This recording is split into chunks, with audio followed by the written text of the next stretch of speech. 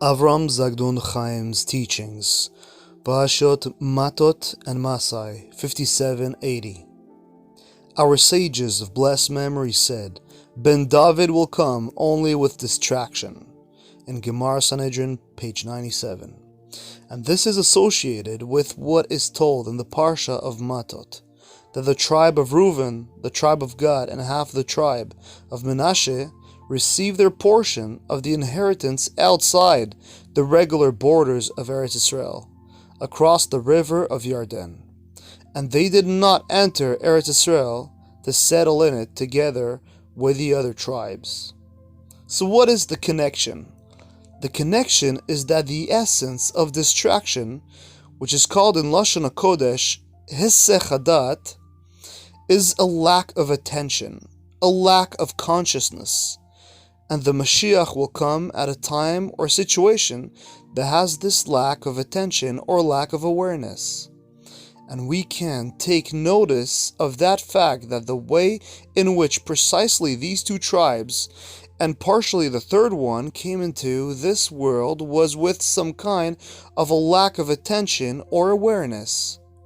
And due to the fact that they were born with this aspect of distraction, they did not inherit and receive their portion in Eretz Israel, which is the aspect of da'at and wisdom, and they remained outside Eretz Israel, which has this essence of lack of awareness and da'at.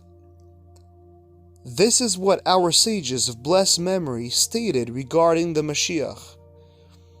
In Masechet Sanhedrin, page 98, said like that. Rabbi Yoshua asked, "Where is the Mashiach residing?" And Eliyahu answered, "At the entrance of Rome." Rome is outside the land of Israel, and from there the Mashiach will come, because he will come with a distraction and a lack of da'at. In the writings of the Arizal in Sefer Alikutim, Parashat Matot, we can see that Reuven, the firstborn son of Yaakov and Leah, was conceived when Yaakov mistakenly thought that Leah was Rachel. So we see that Reuven's coming to the world was with a lack of awareness, a lack of da'at. Since Jacob thought that she was Rachel and didn't know that she was Leah. A similar thing happened with the conception of Gad, the son of Yaakov, because when Rachel presented her maidservant to Yaakov to have more children, she requested permission, as the verse tells us, "Please come to be with my maidservant."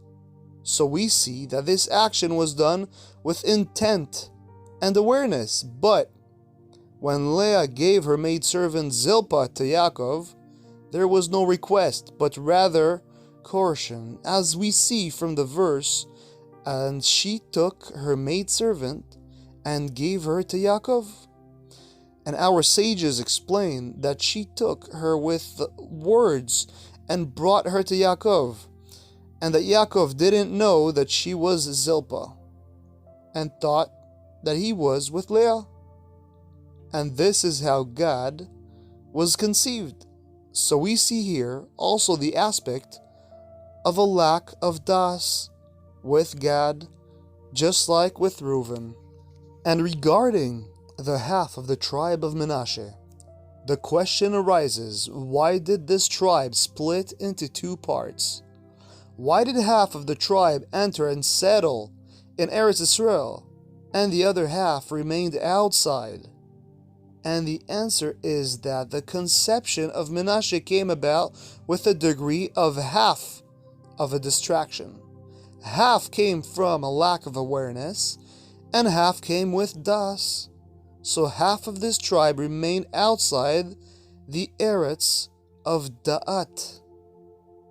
Because Menashe was the son of Yosef and Osnat was the daughter of Dinah, and Dinah got pregnant with Osnat during an action without da'at, as is well known regarding how Shechem ben Hamor took her by force and without her consent.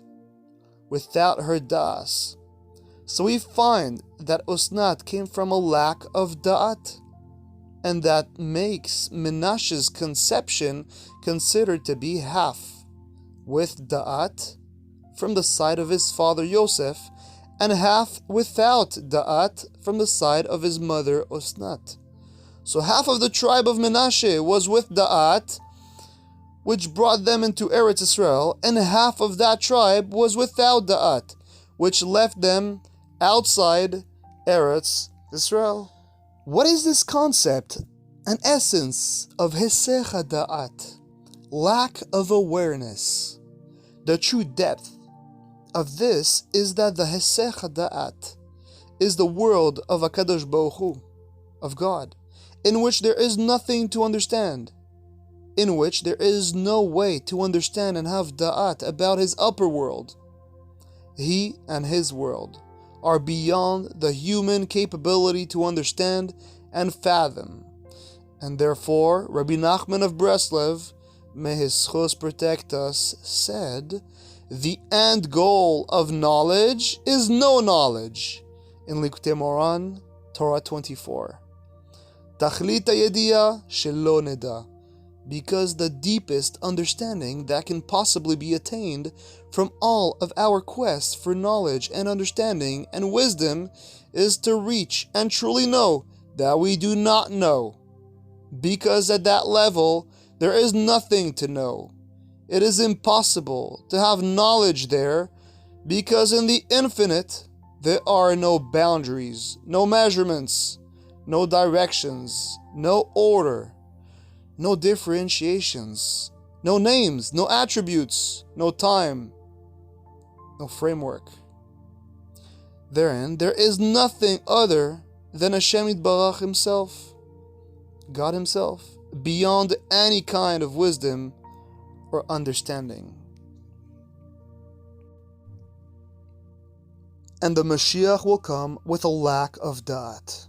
He will come from the realm in which there is no das, from the level and essence of beyond all and any kind of da'at that can be fathomed with our current level of consciousness, from the place where there is nothing other than the Ashgacha of Hashem Yitbarach. Just like these 2.5 tribes who received their inheritance outside of Israel, because the process which brought them into this world was lacking human awareness. It was without someone's conscious decision. It was the Ashgacha of Hashem Yitbarach who confused and mixed things up, since He, Yitbarach, was conducting the events and creating human lack of awareness in situations where, if it were up to a human being making the decision, they would have not. This is the Torah of the Messiah, Mashiach, the Torah and the Da'at, which is beyond the Da'at and consciousness that we know of today.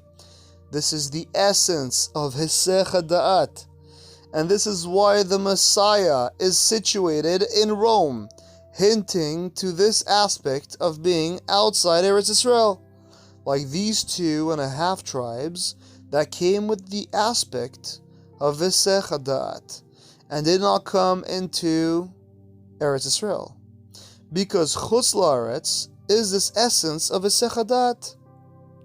And this is actually something that exists within each and every single component in this world. Everything whatsoever has something inside it that we are not aware of, a hidden Torah. And precisely since this Torah is so strong and lofty, it must be concealed in a way that we cannot see and cannot become aware of it, because this essence of Torah is everything.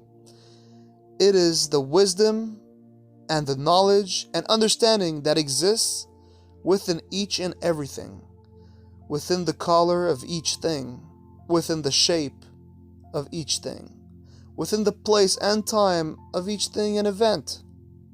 And our sages of blessed memory related to this when they said, Derech Eretz came before the Torah. This is the Torah which preceded the Torah that we know of today. This is the Torah of Derech Eretz, the Torah concealed within all of our seemingly secular and daily activities, within all of the different kinds of human behavior, within the way people dress, the way people talk, all of the stories and narratives of the world, with Gentiles, with animals, and the world of vegetation and all the rest. All of this contains and conceals the Torah of Derech Eretz. And this Torah is in front of our eyes, but we cannot see it or identify it or become aware of it. We are with the aspect of Hesech HaDa'at concerning this Torah. For example, we are sitting at a table, and on the table there are plates and glasses and several kinds of food. And we do not know the way to become aware of the connections and the Torah concealed in these things. We are not aware of the Ashgacha within. How HaKadosh Baruch Hu, God, has placed each thing in a specific way and place. What specific things have been brought to the specific table at this specific point in time. Because the human mind cannot yet perceive all of this, there is a precise Ashgacha of Hashem Yitbarach on each and every glass on this table, exactly where it has been placed, next to what other object, where the knife has been placed in a specific direction, and each and every bit of food, or even crumbs, or even particles of dust, anywhere in the world, all of this is totally being done and enacted with infinite wisdom and Ashgacha of Hashem Yitbarach. But in order for our human minds to work the way that they are supposed to at this point in time, all of this must be concealed in a way which makes all of this information pass by us, in front of our eyes, with a lack of awareness, a lack of das. We are distracted from noticing all of this. Hesech HaDa'at all the time. We cannot see that all of this is most incredible Torah. The Torah of Hashem Yitbarach Himself, Atzmo. When people prepare food, this is Torah. The way people drink, this is Torah. The way people clothe themselves and talk with each other, and the way they stand and walk, all of this is Torah. Everything that exists in the world, all of this is the Torah of Hashem Yitbarach Himself, God Himself. This is a truly living Torah, the real Torah of life itself. And this is the Torah of Hesech HaDa'at, because there is absolutely no way to become aware of this Torah with the level of Da'at and consciousness that we have today. And as of now, we still have to wait in order to be able to see this Torah. This concept is brought forth by Rabbi Nachman in Likutei Moran, Part 2, in Torah 8. It says like this: in the future, HaKadosh Baruch Hu will renew the entire world with this essence of Eretz Yisrael. And then it will be revealed that Hashem Yitbarach created everything, and then He will renew the entire world with the essence of Eretz Yisrael. And the primary holiness of Eretz Yisrael is that there, the Ashgacha of Hashem is there at all times, and then nature will be completely annulled, and the world will be governed only with Ashgacha, which is the aspect of marvels and wonders beyond nature. And at that time, a new song will arise, the song which will awaken in the future, which is the melody of Ashgacha. Rabbi Nachman is telling us here that this essence of Ashgacha is called Eretz Yisrael. And we saw above that the tribes which came into this world with Hesech HaDa'at, with a lack of consciousness, which represents the aspect of Hashem Yitbarach working in this world without people being able to be aware of His Hashgacha. They, of all things, received their lot outside of Eretz Yisrael and did not inherit a portion in Eretz Yisrael, because the true essence of Eretz Yisrael is the belief that the full and complete Hashgacha of Hashem Yitbarach is in total control of everything, even outside Eretz Yisrael, outside what seems to be the boundaries of holiness, and within everything that is happening everywhere in this world. And all of this is totally the Hashgacha of Hashem Yitbarach. And that even outside of Eretz Yisrael, the essence of Eretz Yisrael is hiding therein, because Eretz Yisrael is the Hashgacha. And since, in truth, the Hashgacha is outside, also in its full force, then it must be that everything and everywhere is essentially Eretz Yisrael. And these tribes, which came into the world with the Hashgacha of Hashem Yitbarach alone, without human awareness and consciousness, they received land outside of Eretz Yisrael and settled there in order to reveal this issue. That even Chutz La'aretz and all of the places which seem to be very distanced from the wisdom and the da'at of the holiness of Israel and of the Torah, all of this belongs only to HaKadosh Baruch Hu. And Hashem Yitbarach created everything, and everything is totally governed by His Hashgacha. And by revealing this, they reveal that outside of Eretz Yisrael is also Eretz Yisrael. And by doing this, eventually, the entire world will be sanctified with the holiness of Eretz Yisrael. And this will be the completion of the whole and total Hashgacha. This is what our sages of blessed memory said in the Gemara, in Masechet Sota, page 3. A person does not transgress unless a spirit of nonsense enters him. This spirit of nonsense, Ruach Shtut, this is the lack of das and understanding.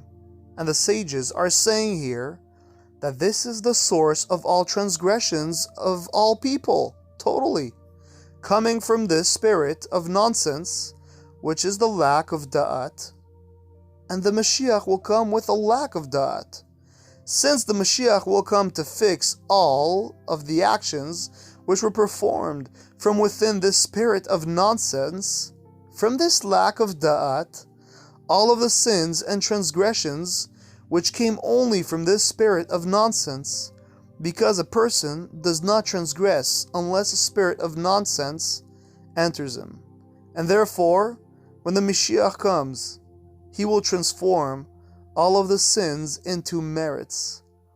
And this Torah of the Mashiach, which will be a new Torah, will be a Torah which reveals the hidden essence from within the Hesech Hadat, from within the lack of awareness and consciousness, the revelation of the Hashgacha of Hashem Yitbarach in the entire world. And this also is explained by Rabbi Nachman in Likutei Moran, Torah 22.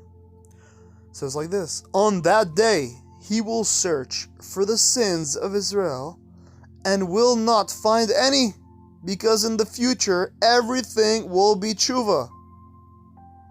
And through tshuva, all of the evil actions become merits, and the transgressions of Israel will become Torah, and therefore the sins will be searched for, because they will search and seek out these sins of Israel, striving to find another transgression in order to transform it into more Torah.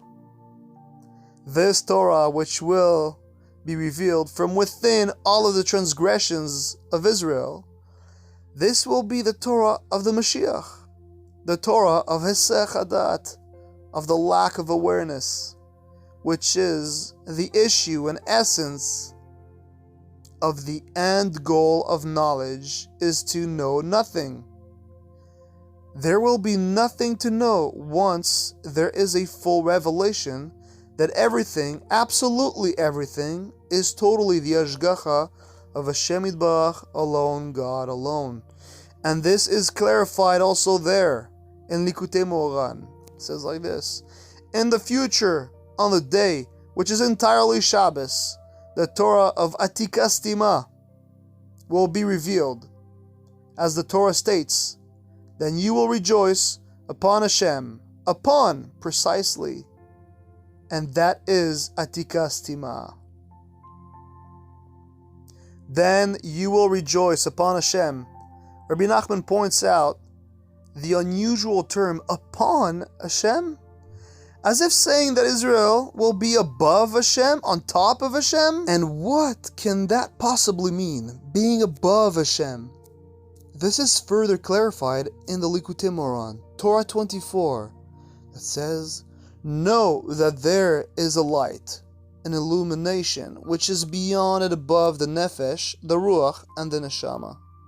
And this is the light of Ein Sof, of the infinite. And what is the light of the infinite? This is the light which reveals that everything is Hashem Yitbarach. Everything is totally and infinitely Hashem Yitbarach. For instance, if I state that everything is Hashem Yitbarach, and there is a tiny stone, and I am not aware that this stone, its shape and placement, is all precisely determined and governed by the Hashgacha of Hashem Yitbarach, that is as if I am setting a limit to His light, because I believe that everything is His light, but not including this stone, as if there is something else governing the stone. But the true light of Ein Sof is the revelation that He has no limits. He is infinite. Everything in existence is Hashem Yitbarach without any end, without any limitations, but rather infinitely. And this is what will be revealed in the world, that the entire world and all of His created beings and everything that exists in the world, all of this is only Him. Everything is Hashem Yitbarach, God Himself, with no end, no limitations. Ein Sof.